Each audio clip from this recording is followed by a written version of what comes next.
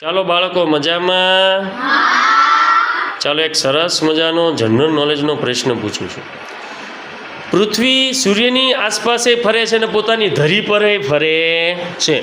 તો આ પૃથ્વીને પોતાની ધરી પર ફરતા કેટલો સમય લાગે છે? વિચારીને કહેવાનું છે.